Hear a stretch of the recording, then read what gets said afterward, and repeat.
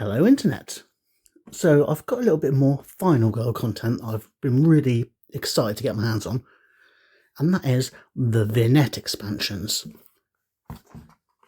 Now these are teeny tiny little card deck sized boxes, each with a mini expansion for the game. Unlike the feature films, which contain a killer and a location, these are just smaller adversaries which can be played against on any of the locations.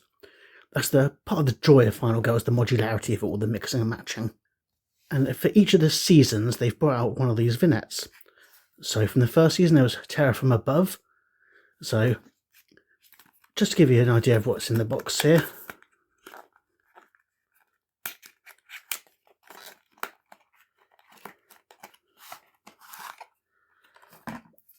You'll get a little stack of cards, some new action cards, some new terror cards. Here we've got lots of bird counters. And there should be... I would have expected there to be a little rule book in there.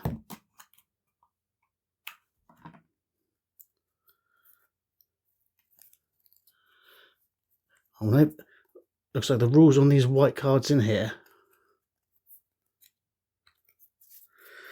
So again, there's some cards there with which control the bird adversaries, and a little white cards in there with the rules for this mini expansion on. And this one, there's lots of bird counters here because this is very much a take on Hitchcock's The Birds, following the general Final Girl thing of picking up on horror tropes or action tropes. So this is from the first series, Terror from Above. And again, you can play this anyway. You can have the birds attacking you at Creech Manor. They can attack you at Outpost 291 or whatever it's called in the ice, or it can even come after you at Camp Happy Trails. Anywhere, any of the locations you've got, you can have birds attacking you. Secondly, we have Terror from the Grave, and this is exactly what it says on the tin. This is a zombie expansion. The amount of zombies keeps growing. They form big hordes, and you've got to fight them back. And for the third season of Final Girl, there's something a bit interesting. This is Terror from Destiny. It's a slightly larger box than the others. And let's have a little look, see what's in here. But the general idea behind this one is it's a bit, from what I understand, it's a bit Final Destination. You know, you've got some heroes that have cheated death, and they're trying to win the day. So what have we got here? So yeah, you've got a little rules pamphlet. Another stack of cards. Some of the mini cards, and so here are the protagonists, the kids who've cheated death and are now being hunted down. Some kind of track cards. Again, I haven't played this one yet, so I'm not sure how it all works, but I'll be giving it a go shortly.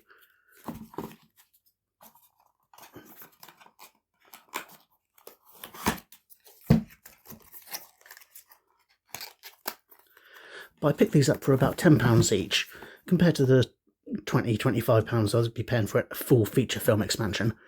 It's just a little way to get some more life out of all the feature films I already have, all the locations I already have.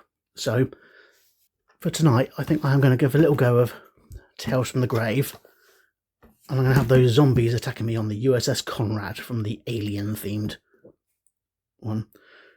So I'm going to have a little play of this game, and I'll come back and I'll tell you what my thoughts about it.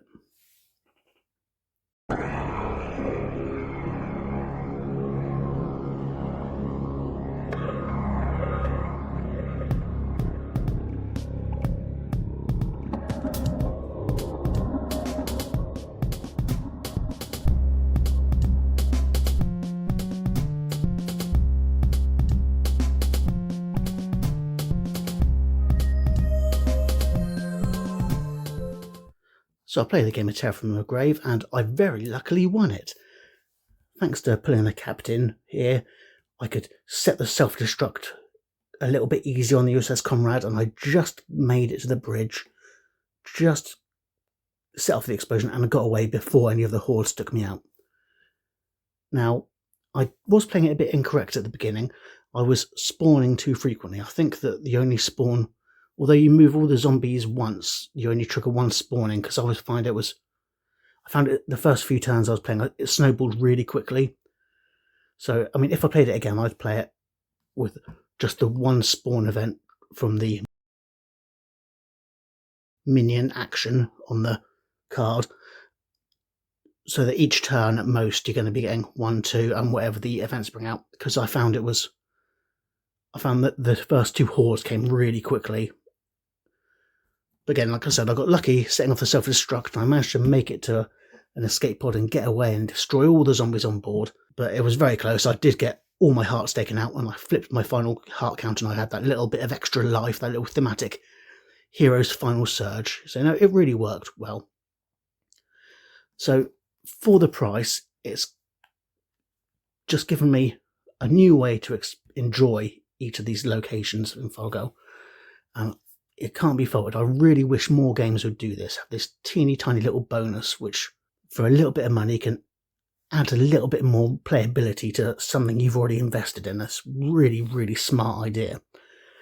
But the one thing that really lets it down is that one of the best things about Final Girl with the core set is the storage solution. It's like for the USS Comrade, each of the locations you get this nice little tray which stores all the cards and counters you need for that location. The core box has this lovely little plastic tray with a space for everything you need. And when it comes time to play, you pull out the core set, you pull out this, you'll pull out your killer board if you're playing a killer.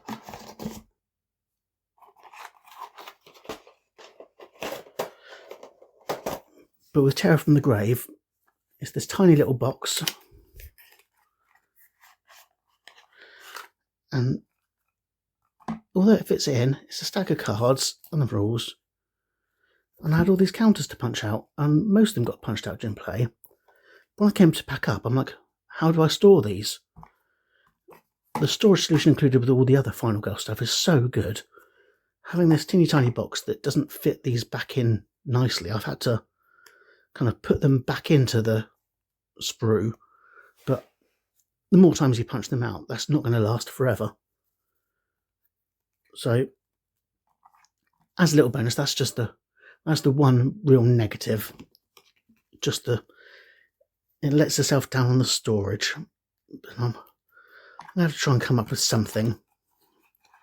Maybe I'll have to 3D print my own little storage boxes for these vignettes. But again, there's no rush. I've played Terror from the Grave now on the USS Comrade. I might take it somewhere else, but to be honest with you, I'm really looking forward to getting the birds attacking on Creech Manor, which will probably be my next game. So, I haven't played them all yet, but I love what I see. For the price, they really can't be beaten for extending the game. So if you're someone who plays Final Girl, but didn't go all in on the Kickstarters, picking up these little boxes can really multiply your enjoyment of the feature films you've chosen so far.